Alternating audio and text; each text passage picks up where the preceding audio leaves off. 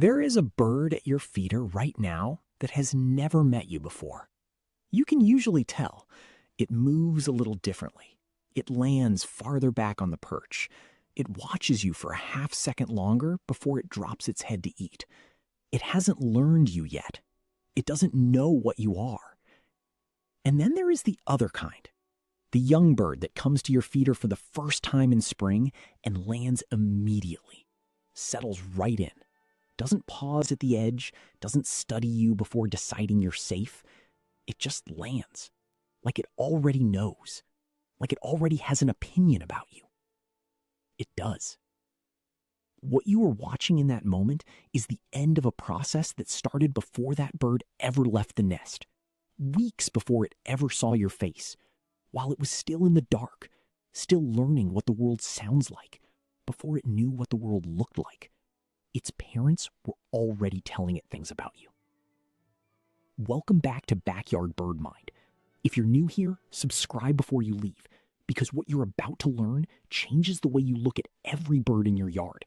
Not just the ones you know, but the ones you haven't met yet. Today, we're going into something that has only recently been documented with scientific rigor, but that many of you have already sensed without having words for it. The knowledge that birds pass to their young about specific humans. What they teach, how they teach it, what your young birds already know before you ever see them, and what it means about your place in a world that has been quietly tracking you for longer than you realize. Stay until the end, because the last segment is the one I have been building toward the entire video. It is the one that changes not just what you know, but what you feel when you stand at your window and watch a bird you've never seen before land close without hesitation. There's a reason that happens, and once you understand it, it will stay with you. Number 1, the nest location is a judgment about you. Before a mother bird lays a single egg, before there is any offspring to teach anything to, she has already made the most consequential decision of her breeding season. She has chosen where to build. That decision is not random, and it is not just about the tree or the shrub or the nest box. It is about every feature of the environment she has been evaluating for weeks. The cover, the sight lines, the predators she has observed patrolling the area, and the humans. Research on avian nest site selection consistently shows that birds are extraordinarily sensitive to human activity patterns when choosing a nest location. In studies conducted across residential areas in North America and Europe, birds nesting in close proximity to human dwellings showed measurably different behavioral profiles from birds nesting farther away. The ones who chose to nest near people were not naive. They were not ignoring the presence of humans. They had observed specific humans, evaluated their behavior, assessed their level of threat, and decided that proximity to a particular person or household was a risk they were willing to accept. Number 2, the kind of species is a reflection of you. Before you even leave your house and know anything about which birds come, you already know what kind of creatures you will expect. In some cases, the selection species is almost entirely choice. Whether you live in the city or a suburb, your plants, and your care. Do you grass? Do you plant trees? Do you throw trash on the floor? A neighborhood of the kind is already a ticket to which birds say. But even within a species, the same birds that visit you may show different behavior to you and others. If you have not fed them, they may see you. And if you have not come close to them, they may see you. And if you have not come close to them, they may see you. And if you have not come close to them, they may see you. Number 3, the boldness of a young bird is a gift. When you see a bird that has just fledged, they may seem confused, they may need training, they may be sure. But if you have gotten to see a little boldness, they may be found now. And if you have not come close to them, they may see you. Number 4, the natural world responds to you. Every claim that comes to you. Every claim that comes to you. Every claim that comes to you. Every claim that comes to you. Every claim that comes to you. Every claim that comes to you. Every claim that comes to you. What this means is simple and profound. If a bird has chosen to nest in your yard, in your hedge, in the nest box you hung on the fence post, that bird has been watching you. She assessed you. She decided you were safe enough to raise her young near. The nest is not just a nest, it is a declaration. A female bird does not build next to people who frighten her. She builds next to people who have earned enough predictability that she is willing to bet the lives of her offspring on their consistency. The nest in your yard is a vote of confidence. Number 2. What happens inside the nest before the eyes open? Here is where the science becomes remarkable. For the first week or so of their lives, the nestlings cannot see. Their eyes are still sealed. They are experiencing the world entirely through sound, through vibration, through the warmth of the parent's body when she settles over them. And what they are hearing during that window is not random. They are hearing everything their parents react to, every alarm call their mother produces, every shift in her body weight when she tenses at something outside the nest, every vocal exchange between the two parents when something approaches.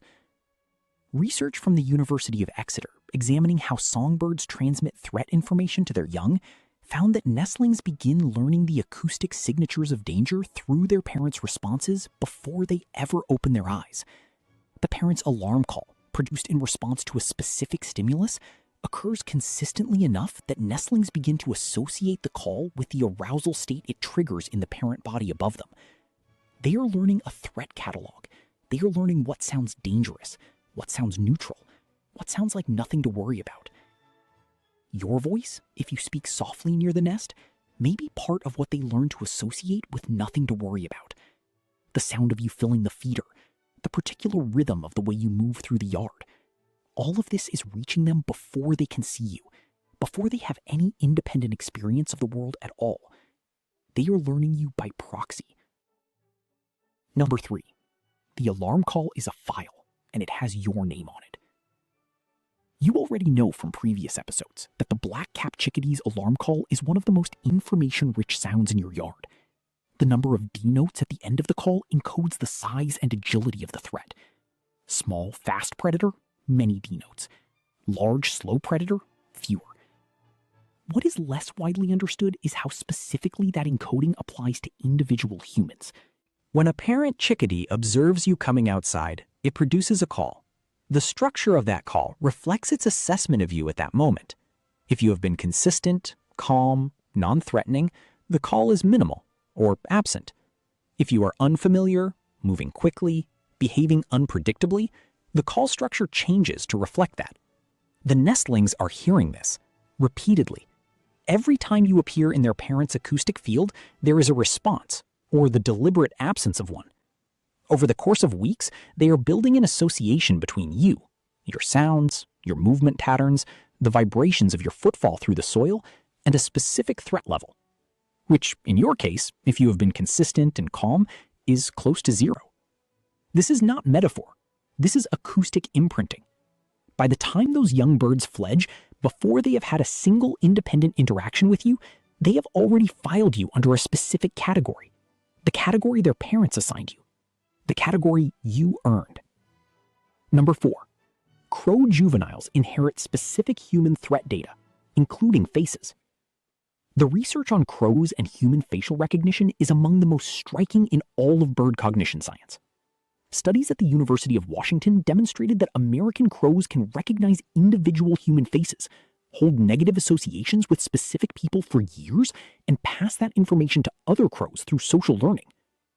What that research also documented, and what received less attention in popular coverage, is that juvenile crows who had never personally interacted with a specific human began displaying avoidance behavior toward that person because they had observed the adult's reactions. The threat data traveled from parent to offspring without the offspring ever having a direct experience with the threat. The inverse is also true.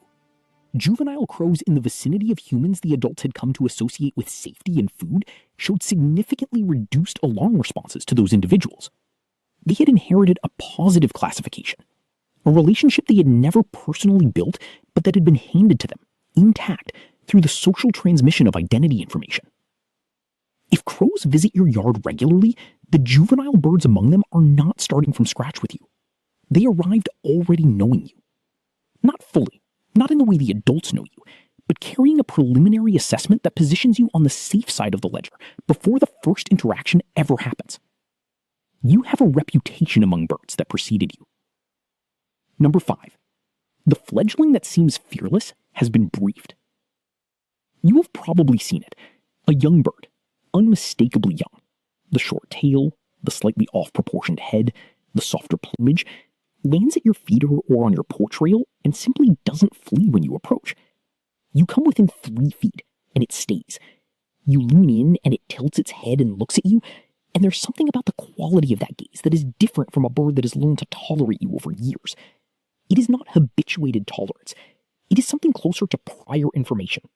In experimental work on bird cognition done with hand-raised and wild birds, researchers found that young birds raised by parents with established positive associations with specific humans showed dramatically shorter habituation times to those individuals, sometimes no observable habituation period at all. They didn't need to learn that you were safe. They came knowing it. The fledgling that lands close on its first visit to your yard is not bold. It is informed. It has been told about you. Not in language, not in the way we would tell someone about a person they're about to meet, but in the only language that matters to a bird: consistent parental behavior, repeated acoustic signals, an inherited body knowledge that says this particular patch of the world and the particular creature who maintains it is not a threat. There is something about that, about being known before you are met, about a reputation passing from a parent who trusted you to a child who has never seen your face. That is worth sitting with. Number 6. When the young disperse, they take you with them. Most backyard birds do not stay in the yard they were born in. At the end of the breeding season, juvenile birds disperse. They move outward from the nest site, sometimes a few hundred meters, sometimes several miles, establishing their own territories, joining winter flocks, finding their own food sources. They carry with them the learned associations their parents installed, including the one about you.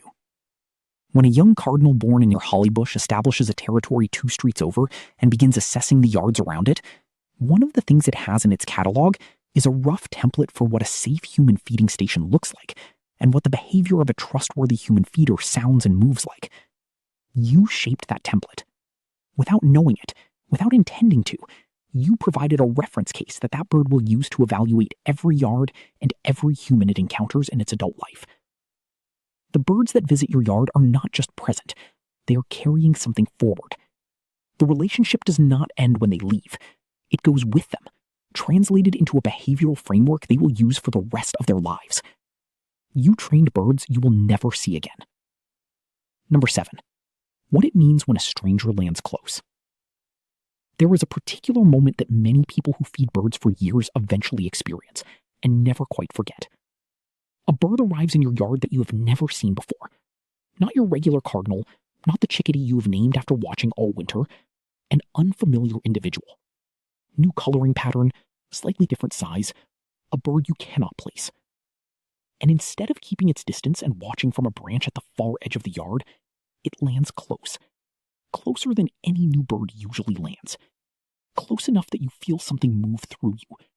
Close enough that it looks at you in that particular direct way. You don't know this bird, but it is behaving as though it knows you.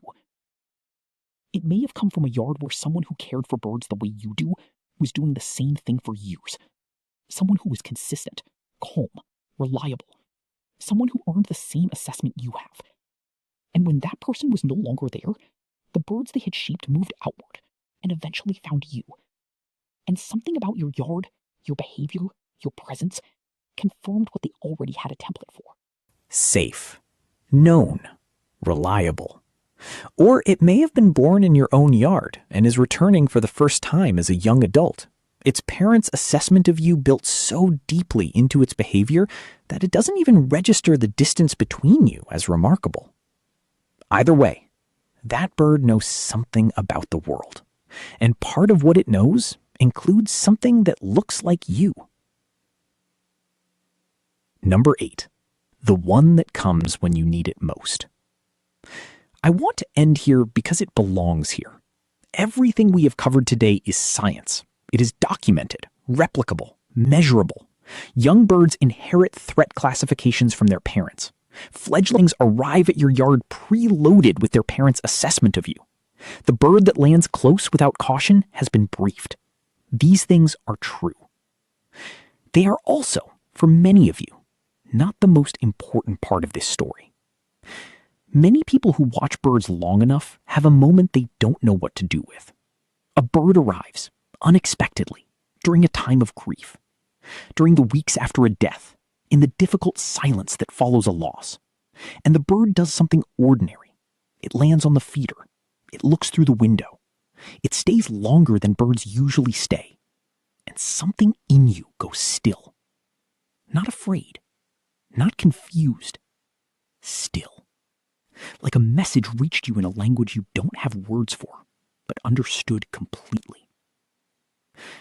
I will tell you what I know from the science. The birds that come to you were often taught to come by birds that knew someone you loved. If someone you lost spent years in a garden, caring for feeders, maintaining a water source, moving quietly and consistently through that yard, they trained birds. They gave those birds an assessment of what it means to be near a human who is safe and generous and constant. And when those birds moved outward, or raised young who moved outward, they carried that template with them. They may have carried it to you. The bird at your window in grief is not necessarily a stranger. It may carry the inheritance of a relationship it inherited but didn't build itself. It may have been shaped by someone who can no longer be there. And something in it, in the behavior that person taught it, in the safety that person represented, led it to a window that looked like what safety was supposed to look like. I am not going to tell you what to make of that. What I will say is this. You are not wrong to feel that it means something. The science gives you every reason to believe that you are part of a chain of recognition and transmission and inherited trust that runs through your yard and through the yards of people you have loved. The birds that know you were shaped by birds that knew others. The birds you are shaping now will go somewhere after you are gone and land close at a window and make someone's breath catch. That continuity is real. Whatever else you believe about it, that part is real. Tell me in the comments, have you ever had a young bird arrive in your yard that seemed to know you before it had any reason to? Or a bird that came during a hard time and stayed in a way that didn't feel random? I read every single one. Those stories are the reason I'm here. I'll see you in the next one.